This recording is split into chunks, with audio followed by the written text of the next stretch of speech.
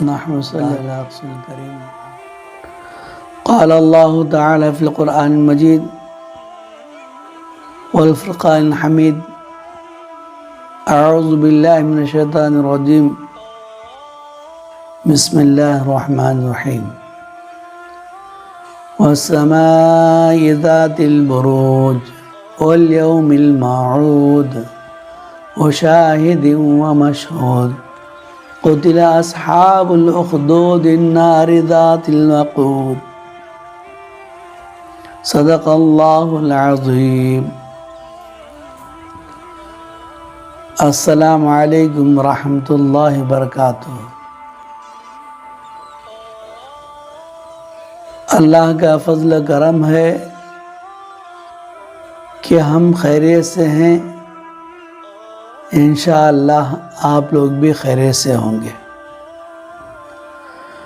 آج جو بات کی جائے گی اصحاب اخدود کے بارے میں. آج جو ہے اصحاب اخدود کا واقعہ بتایا جائے گا. اللہ رب العزت نے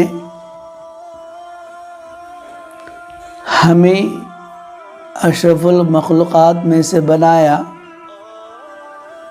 اور اللہ رب العزت نے ہمیں آخری امتی بنایا. جب تک قیامت برپا نہیں ہوگی تمام انسان حضرت محمد رسول اللہ صلی اللہ علیہ وسلم کے امتی ہیں. جس نے اللہ کے احکام کو لبیک کہا، اللہ کے نبی محمد صلی اللہ علیہ وسلم کے طریقے کو لبیک کہا، وہ انسان کامیاب بنا.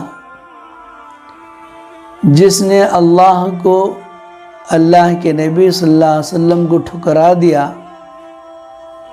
وہ اللہ کا نافرمان کافر بن گیا.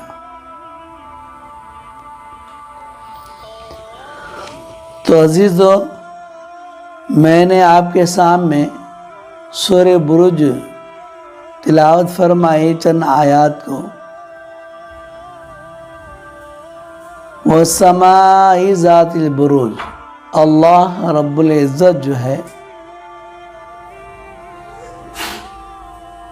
بڑے بڑے آسمان میں جو ستارے ہیں ان کی قسم کھا کے بتلا رہے ہیں. اور اللہ رب العزت قسم کھا رہے ہیں اس دن کی جو دن آنے والا ہے، قیامت کا دن. جس دن کا وعدہ کیا گیا وہ قیامت کا دن ہے. اور شاہد و مشہود. شاہد جمعہ کے دن کو کہتے ہیں، مشہود یوم عرفہ کو کہتے ہیں. اللہ تعالیٰ فرماتے ہیں اصحاب اخدود جنہیں آگ کے خندق میں جلایا گیا، تو ان سچے پکے ایمان والوں کا تذکرہ کیا جا رہا ہے کہ لوگ اس زمانے کے اندر بھی ایمان پر اتنے مضبوط اور استقامت رہے. تو سارے ایمان والوں کو ان کی استقامت ایسی ہے کہ رہے دنیا تک جتنے بھی مومن آئیں گے، مسلمان آئیں گے، ان کی استقامت کو اپنے اندر پیدا کرنا ہے.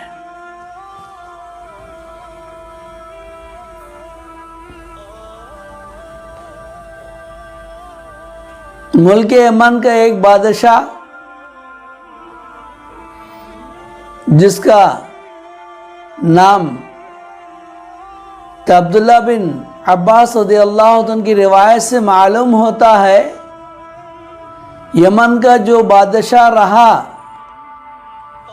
جس کا نام یوسف ذو نواز تھا.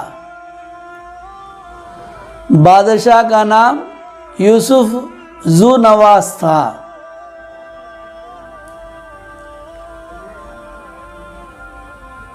یہ حضرت محمد صلی اللہ علیہ وسلم کی ولادت باسعادت سے پہلے 70 سال پہلے یہ بادشاہ بنا رہا.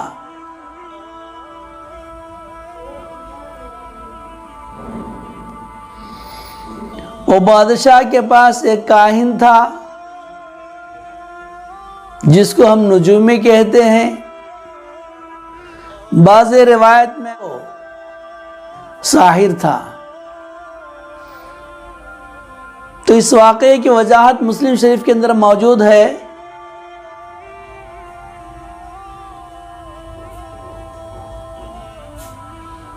کہ کاہن تھا، ساحر تھا، دونوں روایتوں میں موجود ہے.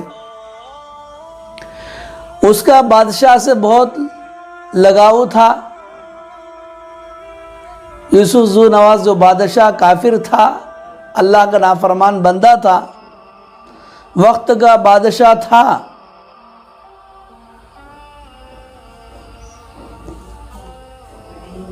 اس نے جو ہے کاہن کے کہنے پر، کاہن نے کہا کہ بادشاہ میرے لیے ایک ہوشیار چالاک لڑکا میری خدمت میں پیش کریں جس کے ذریعے سے میں اپنی کہانت کو، نجومیت کو، یہ علم نجومیت میں اس کو سکھا دوں گا تاکہ آگے چل کر آپ کی بادشاہت کو نفع پہنچے گا. کاہن نجومی اس کو کہتے ہیں جو چند خبروں کو جو غیبی ہوتے ہیں اللہ رب العزت جو ہے فرشتوں کو بتاتے ہیں تو شیطان جو ہے درمیان میں سننے لگتا ہے.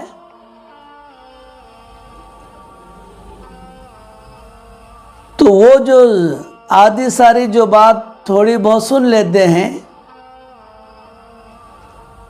وہ شیاطین کا جو علم ہے اس کو حاصل کر آدمی نجومی بنتا ہے.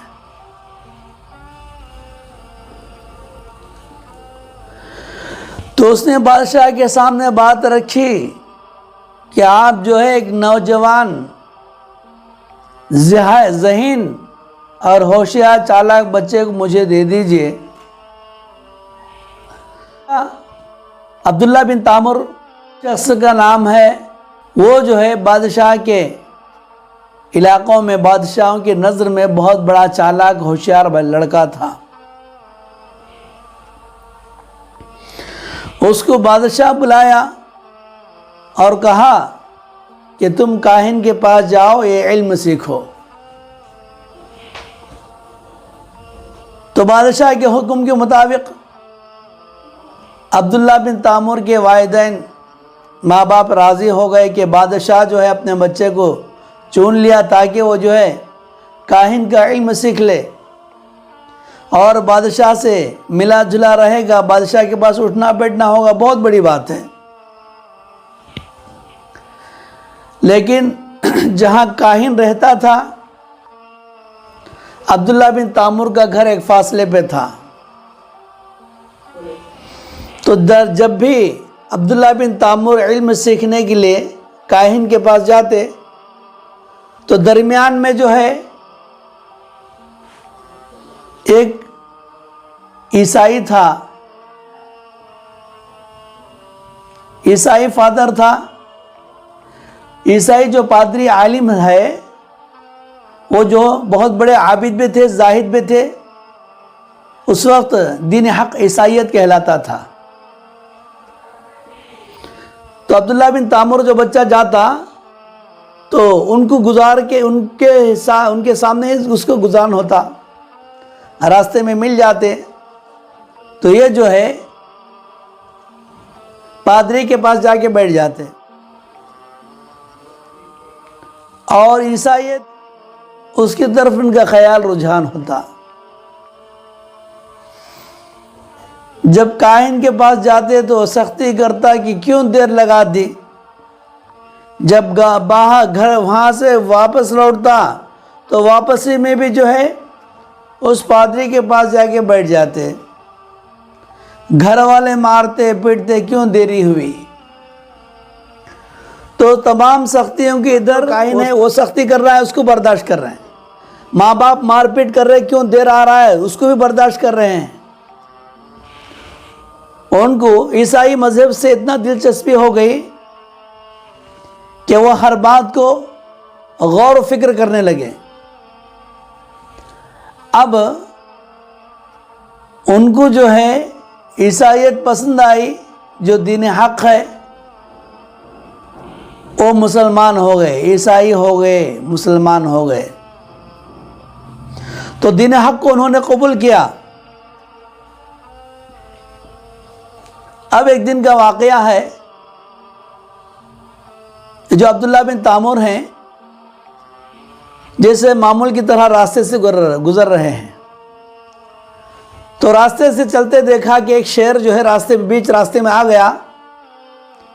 لوگ بہت دور سے حیران پریشان ہو کے ٹھہر گئے، اگر ہم جائیں گے تو شیر ہم پہ حملہ کر دے گا. عبداللہ بن تامر جو علم سیکھا کرتے تھے، وہ بھی اسی راستے سے انہی کو بھی گزرنا تھا. تو انہوں نے جو ہے ایک پتھر لیا اور اللہ سے دعا کی، اے اللہ، اگر پادری کا دین سچا ہے، عیسائی سچی ہے، تو میں یہ پتھر لے کے شیر کو ماروں گا تو مر جائے گا. اگر کاہن سچا ہے، اس کا مذہب سچا ہے، تو یہ شیر جو ہے میرے پتھر سے نہیں مرے گا. اللہ سے دونوں ہاتھ اٹھا کے دعا کی، پتھر ہاتھ میں رکھا، پتھر لے کے مارا، شیر کو لگا تو فوراً مر گیا. اب ان کا ایمان اور پختہ ہو گیا. تو واقعی میں جو ہے حق پر ہوں. یہ بات جو ہے ایک نابینا کو پہنچی کہ عبداللہ بن تامر جو ہے بہت عجیب علم جانتے ہیں. اس اندھے انسان نے ان کے پاس جا کر کہا کہ لوگوں میں بہت تمہاری چرچا ہو رہی ہے کہ آپ جو ہے بہت عجیب سا علم جانتے ہیں. میری خواہش یہ ہے کہ میری بینائی لوٹ کر آ جائے، میں آنکھوں سے دیکھنے لگوں، اس لیے میں آپ سے گزارش کرتا ہوں کہ میری آنکھیں لوٹا دیں. انہوں نے کہا ٹھیک ہے، ایک شرط پر تمہاری آنکھیں واپس آ جائیں گی. اس اندھے نے کہا کہ جو بھی آپ شرط رکھو گے میں اس کو قبول کروں گا. عبداللہ بن تامر نے فرمایا اگر آپ کی آنکھیں آ گئے تم اللہ پر ایمان لانا پڑے گا، مسلمان ہونا پڑے گا، دین عیسائیت قبول کرنا پڑے گا. اس اندھے انسان نے کہا کہ ٹھیک ہے، اگر بات یہ ہے تو کوئی حرج نہ، میں جو ہے ایک اللہ پر ایمان لاؤں گا، عیسائیت قبول کروں گا. یہ عبداللہ بن تامر اللہ سے دعا کے اس اندھے کی آنکھوں میں روشنی لوٹ آئی. اب لوگوں میں اور بھی چرچا ہونے لگا. تو بادشاہ نے جو ہے یہ چرچا ہوتے ہوتے بادشاہ تک بات پہنچ گئی. تو بادشاہ عیسائی کو بلایا، اس اندھے انسان کو بلایا، عبداللہ بن تامر کو بلایا. کہا کہ تم یہ کیا کر رہے ہو؟ کہا کہ جو مذہب حق ہے اس کی میں محنت کر رہا ہوں، اسی پہ میں جمع ہوں. تو بادشاہ کا حکم ہوا کہ عیسائی کو ختم کر دیا، پادری کو قتل کر دو. قتل کر دیا گیا. پھر جو نابینا تھا اس کو بھی قتل کر دیا گیا. پھر جو بچہ ہے عبداللہ بن تامر، جو نوجوان ہے، اس کو لوگوں سے کہا کہ جاؤ، اپنی فوج سے کہا کہ جاؤ پہاڑ پہ لے جاؤ، اس کو گرا دو. پہاڑ لے جاؤ، دھکا دے دو، گر کے مر جائے گا. بادشاہ کے حکم کے مطابق فوجوں نے عبداللہ بن تامر کو لے گئے، پہاڑ کی چوٹی کنارے پر لے گئے، دھکیلے. خدا کا کرنا ایسا ہوا کہ جتنے بھی لوگ گئے تھے وہ سب گر کے مر گئے، واپس آ گئے.